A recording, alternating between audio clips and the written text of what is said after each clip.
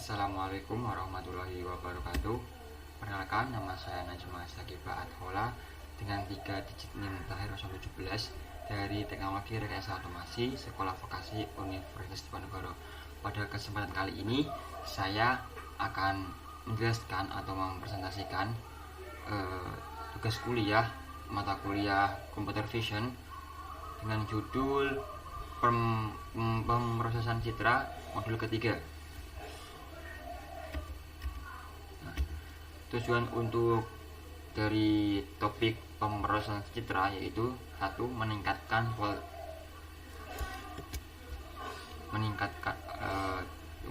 kualitas citra agar gambar lebih jelas dan mudah dianalisis, atau dengan bahasa enhancement atau filtering. Yang kedua yaitu memisahkan objek dari latar belakang menggunakan teknik segmentasi seperti thresholding dan HSV. Yang ketiga itu mendeteksi fitur penting seperti tepi, bentuk, dan kontur pada objek citra. Yang keempat yaitu memperbaiki hasil segmentasi dengan operasi morfologi, yaitu erosi, dilasi, dan lain-lain. Yang terakhir yaitu yang kelima, mengekstrak informasi objek seperti ukuran, posisi, dan jumlah objek untuk analisis kelanjutan. Ini sedikit tentang overview tentang pemrosesan citra, yaitu merupakan proses pengolahan gambar digital untuk meningkatkan kualitas visual sekaligus mengekstrak informasi penting dari gambar tersebut agar dapat dianalisis oleh sistem komputer. Nah, pada proses ini biasanya dimulai dari tahap pertama yaitu akuisisi citra sebagai input, kemudian dilanjutkan dengan tahap pre-processing untuk memperbaiki kualitas gambar seperti mengurangi noise atau meningkatkan kontras. Setelah itu dilakukan segmentasi untuk memisahkan objek utama dari latar belakang sehingga lebih mudah dianalisis. Kemudian tahap berikutnya yaitu adalah ekstraksi fitur, di mana informasi penting seperti tepi, bentuk, warna, atau tekstur diambil dari objek. Terakhir, dilakukan analisis dan interpretasi untuk memahami atau mengenali objek dalam gambar. Secara keseluruhan, overall, pemrosesan citra ini tidak hanya berfokus pada memperindah gambar, tetapi lebih kepada mengubah data visual menjadi informasi yang bermakna dan dapat digunakan dalam berbagai aplikasi seperti computer vision. Untuk lanjutnya yaitu pada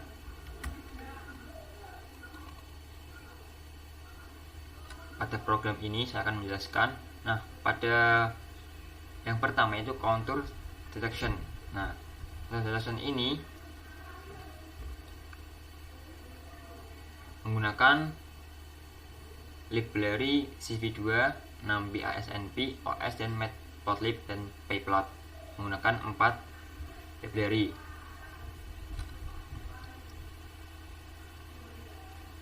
Sekarang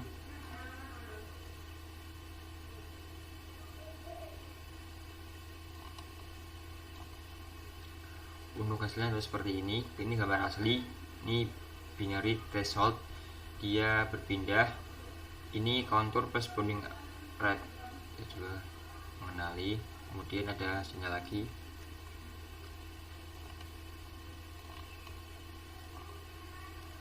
Di binary ini red external, red list, rater com, rater 3.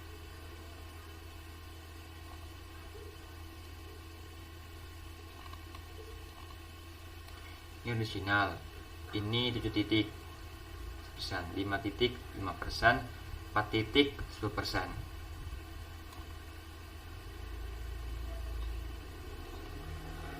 Binary ini property contour.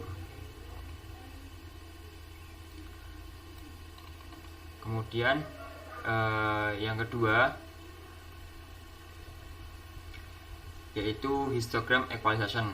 Nah, histogram equalization itu adalah teknik untuk meningkatkan kontras gambar dengan meratakan distribusi intensitas pixel. Teknik ini berguna untuk gambar yang terlalu gelap, terlalu terang, atau kontrasnya rendah. Nah, kita akan run. ini program ini menggunakan library sama yang sebelumnya, yaitu CV2, NumPy, Matplotlib, dan OS. Kita terang saja.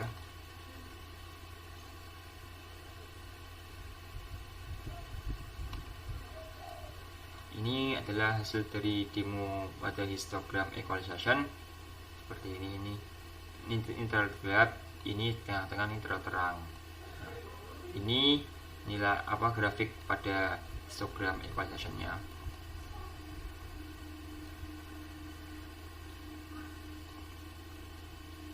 Ini kedua, equalisasi histogram Gray-Shackle, abu-abu, distribusi sempit. Ini histogram asli, distribusi sempit. Ini histogram setelah equalisasi, distribusi merata. Ini contoh grafiknya. Ini intensitas grafik pada kedua tersebut. Kemudian ada peningkatan di angka 20.000 lebih dan stabil di angka 0.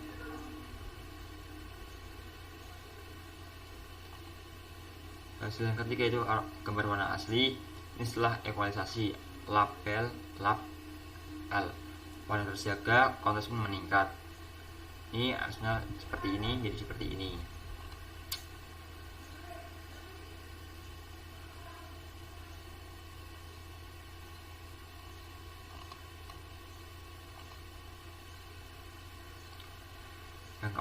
Itu ada yang keempat, equalisasi pada berbagai kondisi exposure. Normal, asli, ini asli. Ini setelah EQ. Ini overexpose terlalu terang. Ini terlalu gelap, asli. Underexpose setelah EQ. Normal setelah EQ, asli. Ini overexpose terlalu terang, overexpose. Ini histogramnya. Oke, lanjut pada topik ketiga, yaitu Selahi atau Contrast Limited Adaptive Histogram Equalization, yaitu pengembangan dari histogram equalization yang sebelumnya yang bekerja secara lokal pada tile-tile kecil gambar dan membatasi amplifikasi kontras. Selahi menghindari noise amplification yang terjadi pada equalisasi phase. Menggunakan library yang sama, yaitu CV2, NumPy, Matplotlib, dan OS. Kita akan run.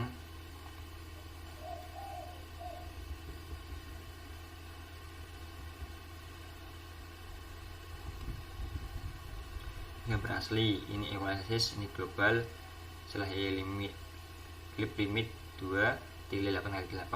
Ini histogramnya.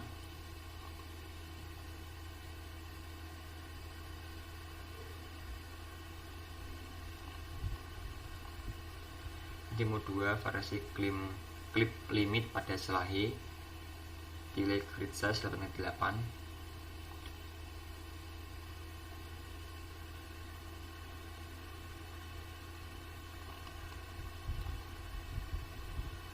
Ini tile grid size 2x2 4x4 8x8. Ini 16x16 3x22 3x22 64x64.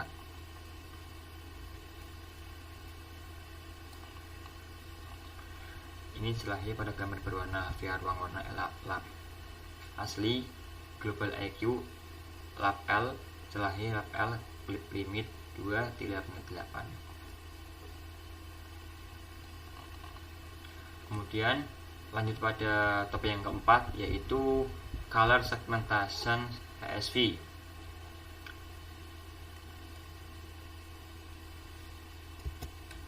Menggunakan library yang sama, yaitu CV2, NumPy, ASNP, OS, Matplotlib, Pyplot. Ini secara sederhana itu mewarnai segmentasi pada HSV. Kita akan run.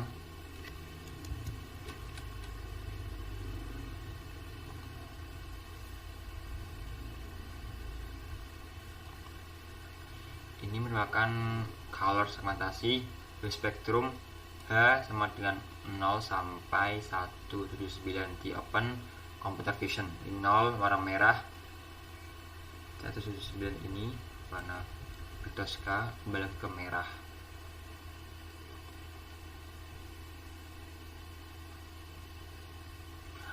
Gambar asli ruang HSV ini max merah, hasil merah, max hijau, hasil hijau, max biru, hasil biru. Nah ini contohnya.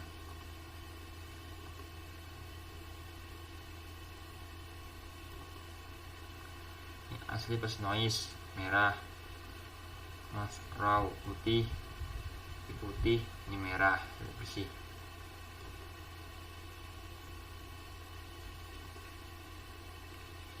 Ini merah. Seperti ini gambar asli, merah, hijau, biru, kuning, oranye, ungu. Ini mendeteksi warna pada 6 objek.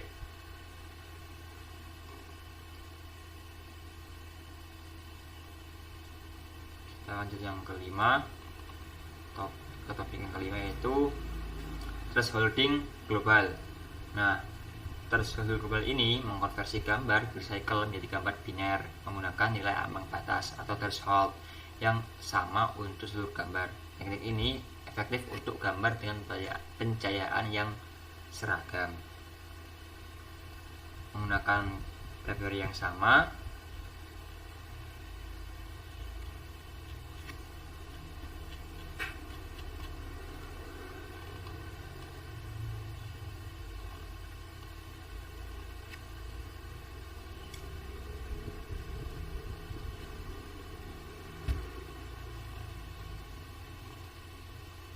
ini demo 1 manual threshold dengan berbagai nilai. Ini gambar recycle asli, yang tengah gambar recycle 50, threshold 100, threshold 50, threshold 100. Ini threshold 127, threshold 50, threshold 200. Dia tertutup hitam semua.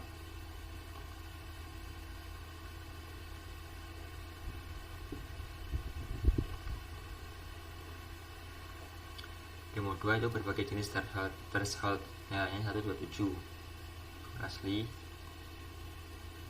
ini.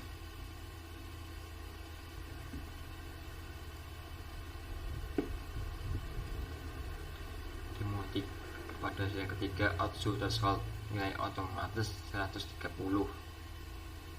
Ini threshold manual di nilai 127.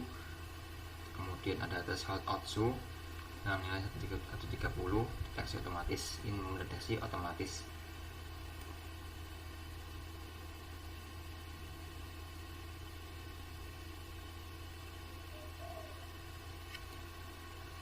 Pada hasil yang keempat, pengaruh noise pada global thresholding atau outzo.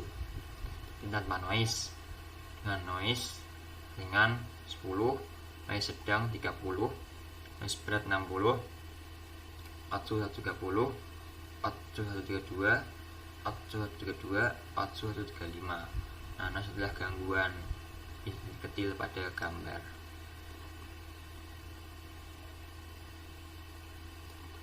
Lanjut pada topik yang ke-6 yaitu thresholding outzo triangle. Nah, ini menentukan threshold optimal secara otomatis. Outzo adalah meminimalkan varians intrakelas di model histogram. Triangle yaitu garis dari puncak ke ujung histogram.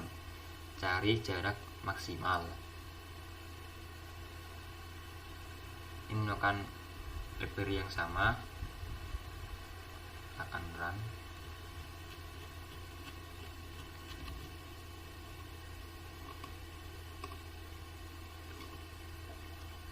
Oke, pada ini akan yang ke-6, topik yang ke-6 kita run.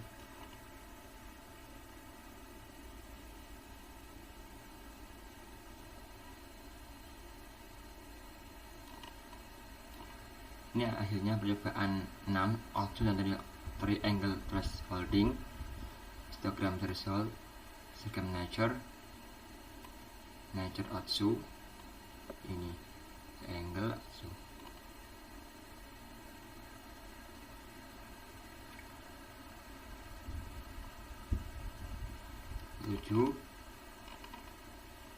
Jadi pemrosesan citra dengan topik adaptive thresholding. Adaptive thresholding menghitung nilai threshold secara lokal untuk setiap pixel berdasarkan sekitarnya, neighborhood. Metode ini jauh lebih efektif dari global thresholding untuk gambar dengan pencahayaan tidak merata, non-uniform illumination. Menggunakan library yang sama, GP2, NumPy, dan Madlib OS. Kita akan run.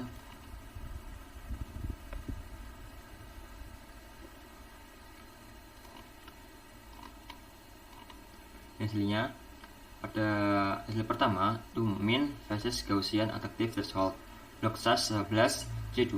Ini gambar aslinya. Ini adaptive trace mean C, adaptive trace Gaussian C.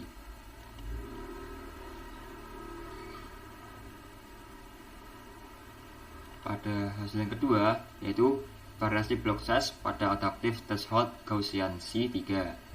Ini block size 11, 21, 31, 51, 10. Ini putih, ini tambah lebih gelap, ada kehitam-hitamannya.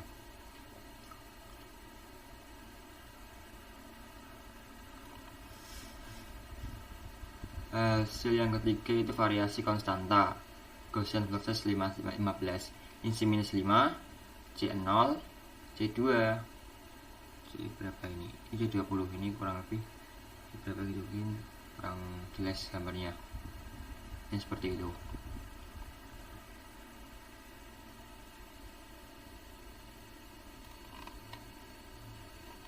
Nah, untuk yang keempat itu global versus adaptive threshold, pencahayaan tidak merata, kiri terang kanan gelap. Ini gagal, tidak campuran, kanan lebih gelap gulita. Ini adaptive per region, hitam, ini putih, ada siluet putihnya. Kita mana siluet putihnya, ini paling halus ya gini tuh. Dan selanjutnya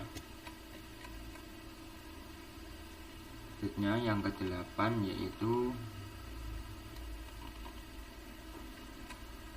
8 konvolusi dan filter 2 dimensi. Memahami operasi konvolusi 2 dimensi secara manual maupun menggunakan Computer Vision 2 filter 2 dimensi, serta mempelajari berbagai jenis kernel standar dan pengaruh ukuran kernel terhadap waktu proses dan hasil. Ini ada tambahan library yaitu waktu, penggunaan waktu. GP2, NumPy, Madlib OS, ada waktunya.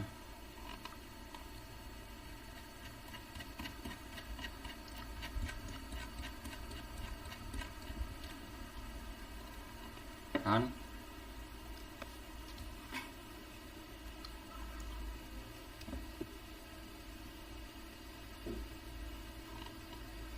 ini hasilnya pada yang 8. Ini asli dari Shekel, konvolusi manual 3x3 lebih gelap. Ini filter 2 dimensi, hampir sama, mungkin efek filternya lebih berbeda.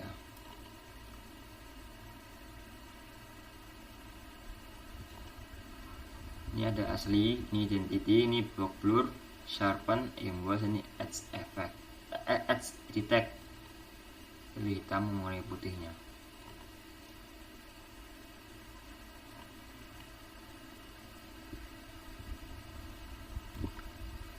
Pada hasil yang ketiga itu kanal horizontal, ini biru putih merah, sejajar 3 ini karena lapisan 5x5, diagonal lapisan 5 cenderung ke biru, merahnya di tengah. Horizontal, diagonal dari lapisan 5x5.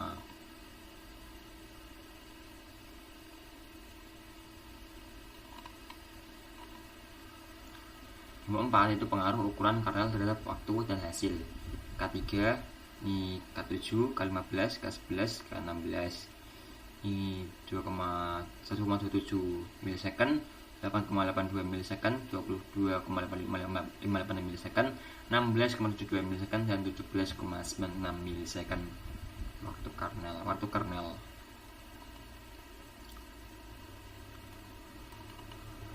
Kemudian yang ke-9 yaitu Gaussian blur. Tujuannya untuk memahami filter Gaussian dan distribusi Gaussian 2 dimensi, serta membandingkan dengan blur kotak box filter, mempelajari pengaruh ukuran kernel dan nilai sigma terhadap tingkat kehalusan serta implementasi sparable Gaussian untuk efisiensi komputasi. Menggunakan library yang sama, CV2, NumPy, Matplotlib, Pyplot, dan OS. Tidak ada tambahan library apapun.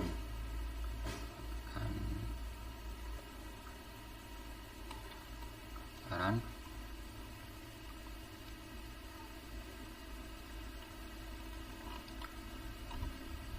dan sini pertama pada topik 9 itu Gaussian blur versus box filter yang asli. Ini Gaussian blur, ini blur rata-rata, ini box filter.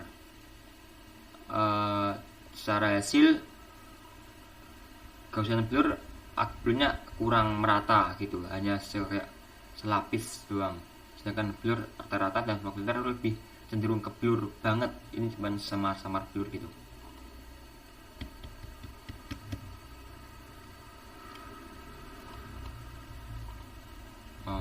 Ini pengaruh ukuran kernel Gaussian yang asli. Ini kernel 3, kernel 7, kernel 15, dan 31.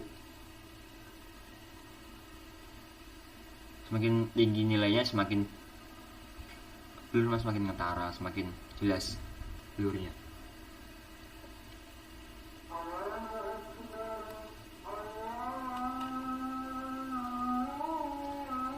Yang ketiga yaitu ada pengaruh nilai sigma pada Gaussian blur. Ini asli, ini ke-1 sigma ini.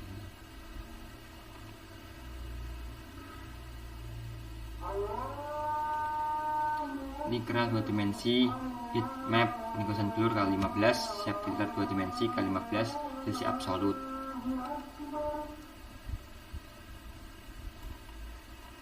Itu median dan bilateral. Nah, tujuan itu memahami perbedaan filter berbasis urutan, median, dan filter yang mempertahankan tepi, edge preserving, menggunakan bilateral filter, membandingkan efektivitas masing-masing terhadap jenis noise yang berbeda. Nah, ini fungsinya itu CV2 median blur, CV2 median filter, pembuatan salt, pepper, noise, dan Gaussian noise secara manual. Untuk library masih menggunakan CV2, NumPy, dan Matplotlib, Pyplot, dan OS. Kita akan run.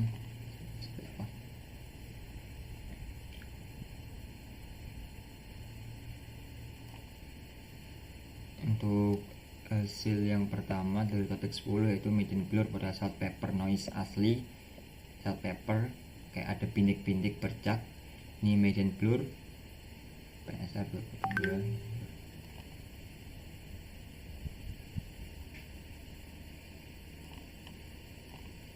Untuk hasil yang kedua itu perbandingan ukuran kernel median blur.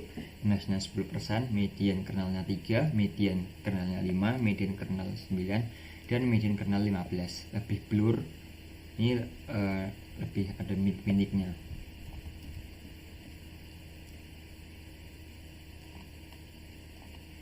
Untuk hasil yang ketiga itu bilateral filter, edge preserving, menggunakan tepi, noise Gaussian 20, bilateral 25, dan seterusnya.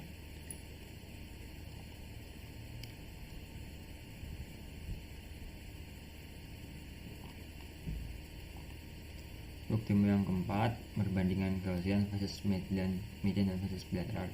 Yang asli, ini noise, ini Gaussian kernel 9, median kernel 5.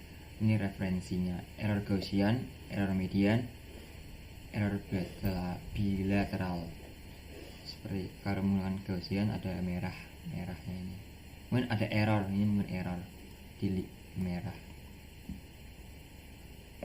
Lanjut yang topik ke-11 itu sharpening. Nah, sharpening ini tujuannya itu memahami cara mempertajam gambar menggunakan kernel sharpening, unsharp masking atau USM, dan Laplacian sharpening, membandingkan efek berbagai kekuatan penajaman atau nilai alfa pada gambar.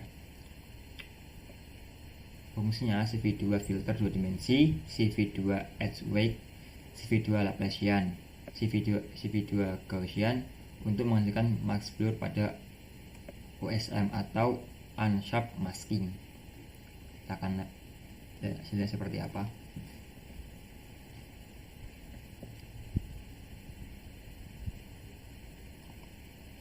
Untuk hasil pertama itu asli, ini sharp ringan 3 kali, sharp standar 5 kali, sharp kuat 9 kali.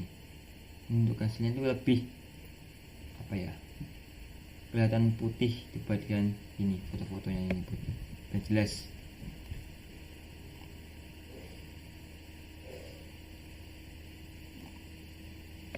Untuk demo 2 yang kedua, unsharp masking atau OSM asli, ini max detail, OSM manual, OSM menggunakan weighted.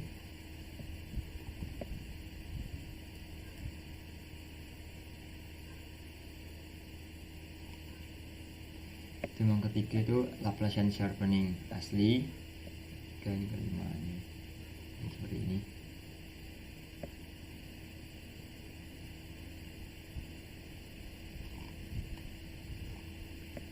Yang keempat itu perbandingan kekuatan sharpening alpha asli, ini alpha 0,5, alpha 1,0, alpha 2, alpha 4.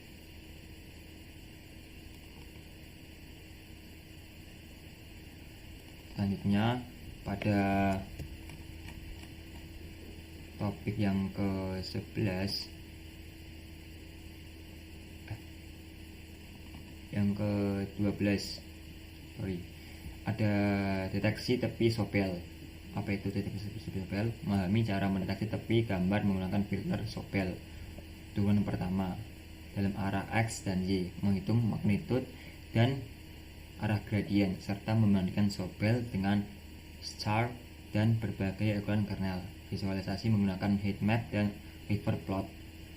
Menggunakan function CV2 sopel, SRC, CV2 CV 64F, DX, DJ, guys. Kita akan run seperti apa hasilnya.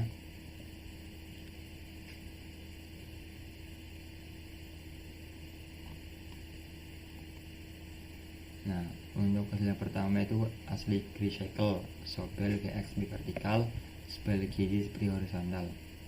Ini warna putih pada langit akan terjadi gelap setelah menggunakan sopel dan GY.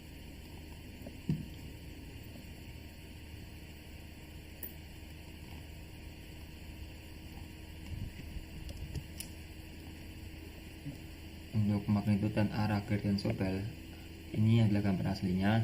Ini magnitude heatmap, ini di merah pada warna yang putih. Ini arah gradien HSV, ini quiver arah magnitude.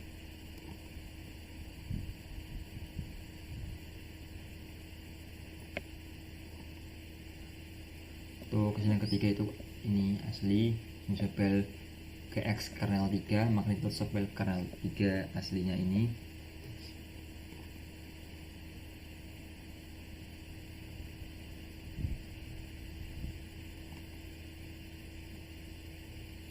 Ini profil magnitude di baris tengah, posisi pixel horizontal. Ini magnitude guys, K size, kernel size, heatmap ini di merah ungu.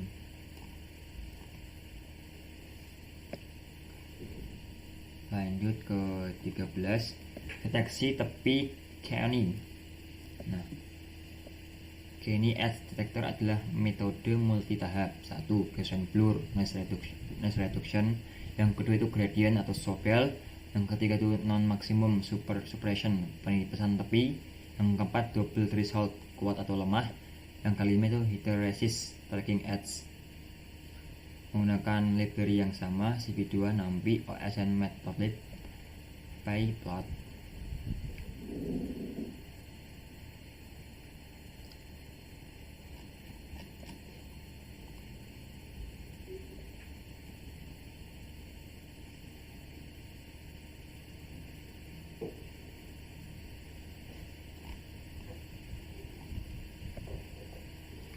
Ini original, ini dengan nilai 10,50, 30,100, 50, 150.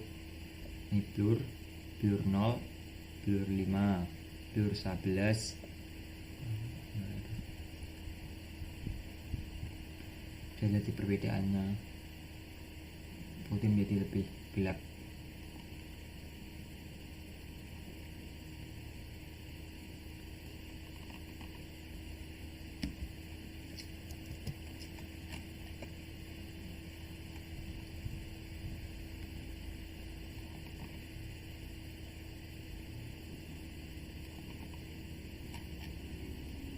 Selanjutnya pada topik ke-14, deteksi tepi Laplacian. Ini menggunakan turunan Laplacian untuk mendeteksi tepi. Mendeteksi tepi di semua arah sekaligus, isotropik. Zero crossing pada Laplacian menandakan posisi tepi. Kita run.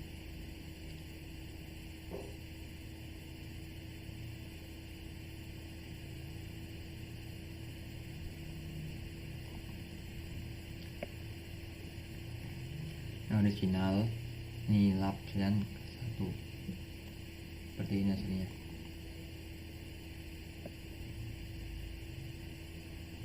Lanjut pada topik ke-15, yaitu morfologi erosi dilasi.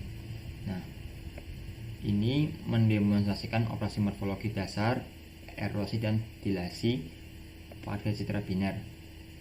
Bahasan mencakup yaitu erosi CV2 menggunakan. Pada topik yang ke-15 itu morfologi erosi dilasi, itu mendemonstrasikan operasi morfologi dasar dan erosi dan dilasi pada citra biner. Itu mencakup pembahasan erosi, dilasi, dan dasar kernel 3 kali. Bagi bentuk kernel, ellipse, cross, dan ukuran 357. Pengaruh iterasi berganda 1357 kali. Aplikasi nyata erosi itu hapus noise kecil, dilasi sambung bagian. Oke, kita akan run seperti hasilnya.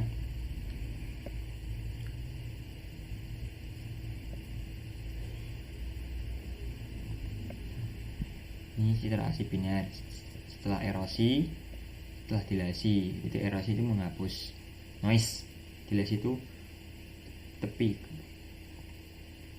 sambung bagian. Kedua itu seperti ini 3 kali. Erosi itu gak menghapus noise, dilasi itu sambung bagian.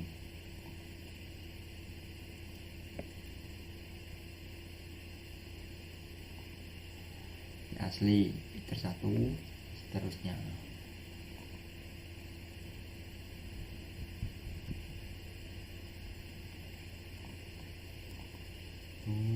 Di 4 objek atas erosi dilasi dengan noise setelah erosi, bagus noise-nya. Lanjut pada percobaan yang ke-16 atau topik ke-16, yaitu morfologi lanjut. Nah, apa itu morfologi lanjut? Itu secara deskripsi mendemonstrasikan operasi morfologi terkait lanjut menggunakan CV computer vision morfologi X, yang mencakup pembahasannya itu opening, ada erosi dan dilasi, menghapus kecil, dengan closing, dilasi erosi tutup lubang. Morphological, gradient, dilasi kurangi erosi sampai dengan outline tipis. Top head, asli kurangi opening sampai dengan objek terang, dan black kurangi head sampai dengan closing, kurangi asli sampai dengan objek gelap. 4 itu hit or miss transform untuk deteksi pola khusus. Gunakan library yang sama, kita akan run seperti apa.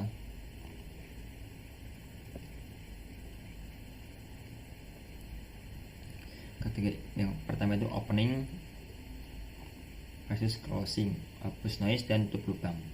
Terasli, ini opening, ini closing, erosi kurang, terus durasi. Noise-nya akan sedikit, ini lebih banyak. Kedua itu morphological gradient, dilasi dikurangi erosi sama dengan outline atau tepi luar. Hasilnya seperti ini 3 kali.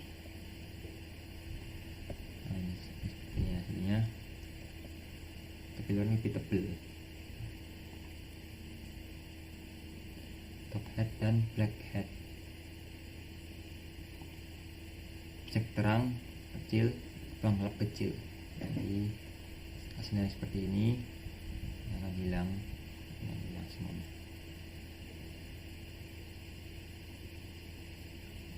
Nah itu hit or miss transform, dikasih proses fisik ini, background ini seperti ini. Hasilnya seperti itu, restore or hit or miss transform. 17 itu topik atau itu top hat black hat, itu mempelajari transformasi morfologi lanjutan, yaitu top hat dan black hat yang berguna untuk mendeteksi objek kecil, terang atau gelap, dan mengoreksi pencahayaan tidak merata. Uneven illumination. With top hat sama dengan gambar asli dikurangi opening, menunjukkan objek yang cerah yang kecil dari distraction element.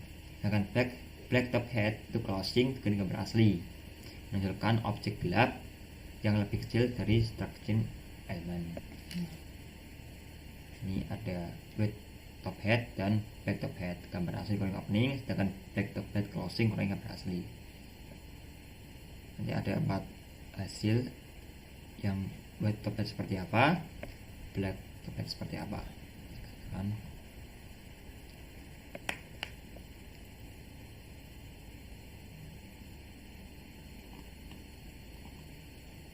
Tim satu adalah white top hat transform, gambar asli. Ini gambar yang kedua, ini white top hat manual asli opening, white top hat CP2 map. Ini white top hat.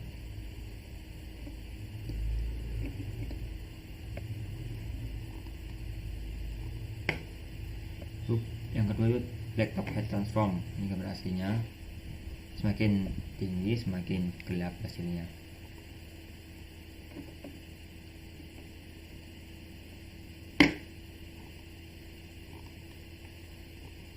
Yang ketiga itu koreksi pencahayaan tidak merata, background subtraction via white top hat. Ini seperti ini hasilnya.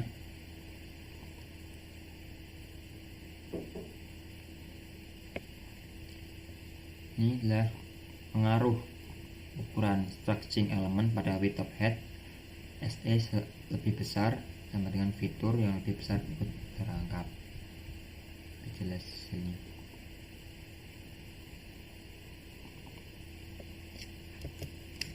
Yang ke-18 yaitu transformasi Fourier, mempelajari discrete Fourier transform DFT untuk menganalisis gambar dalam domain frekuensi. Komponen frekuensi rendah mempresentasikan area halus smooth, sedangkan frekuensi tinggi mempresentasikan detail dan tepi. Ada rumusnya, yaitu FU dalam kurung V, U dalam kurung U dan V sama dengan sum X sum Y F XS kali X. Ini seperti ini. Magnitude spektrum dalam skala logaritmik membantu memvisualisasikan distribusi energi frekuensi secara intuitif. Nah, yang akan dibahas itu DFT dengan NAMPI, filter frekuensi, DFT dengan OpenCV, sinyal sinusoidal sintesis, dan spek di magnitude spektrum. Akan nanti seperti apa hasilnya.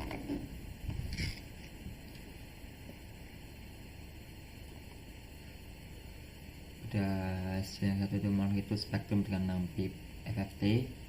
Ini hasilnya.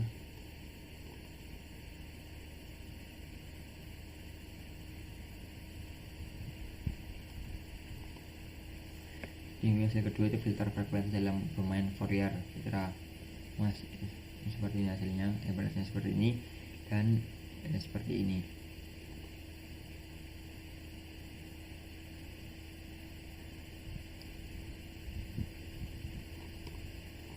Yang ketiga itu OpenCV, NAMPI kemudian dengan spektrum dan konstruksi hasilnya seperti ini.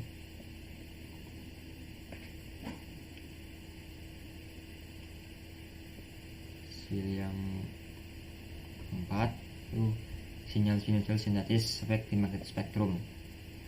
ini memiliki spektrum ini seperti ini, berubah bentuk.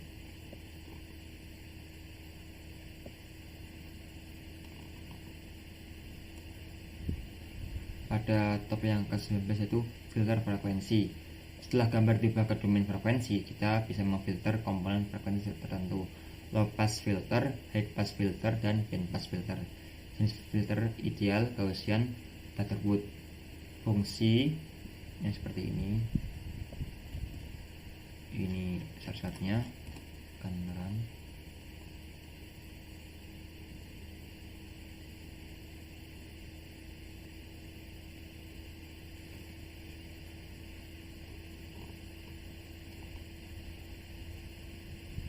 Ini low pass filter ideal versus Gaussian, is Butterworth.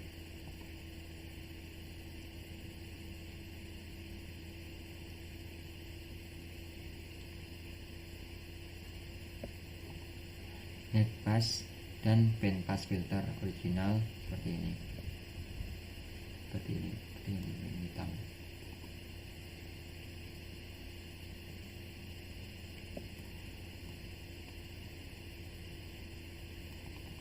Kemudian yang terakhir itu topik yang ke-20, connected components. Itu komponen yang terhubung.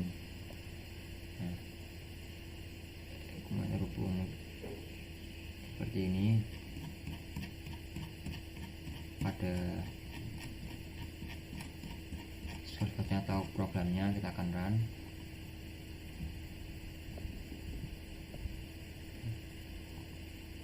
Ini gambar asli, gambar biner, label. Ini 5 komponen, jadi terwarna, komponen saling terhubung. Nah, ini cerita biner, berasnya seperti ini. Bounding box plus centroid per komponen L1, L2, L3, L4, dan L5.